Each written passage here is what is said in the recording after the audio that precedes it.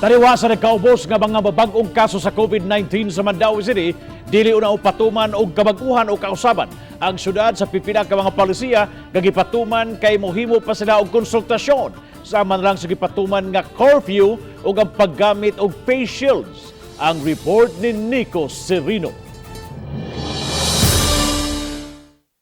Gihangop sa mga opisyales sa Mandaue ang nagkaubos nga kaso sa COVID-19. Apan padayon ang ilang pahimangno sa katawhan nga dili mo kumpiyansa og mutuman sa health protocols.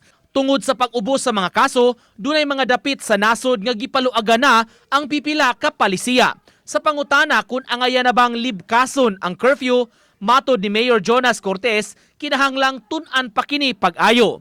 Apan nakita man sa kapulisan nga epektibo ang curfew pagpamenos sa krimen. Nakita masad nga nakatabang ito sa pagpaubos sa crime rates, no.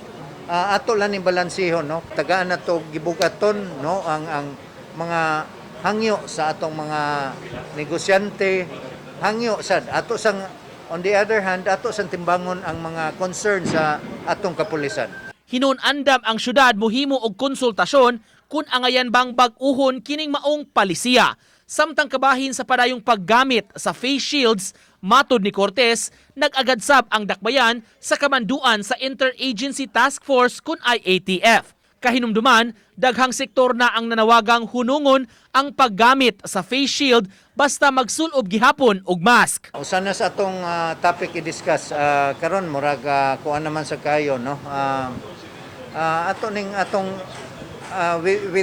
through the guidance sa IATF. Kagahapon, 5 kabag-ong kaso sa COVID-19 ang napuno sa Mandaue City. Sa pagkakaron, 67 ang aktibong kaso sa dakbayan. Uban ni Cleofer Lumayag, Nico Sereno, Balitang Bisdak.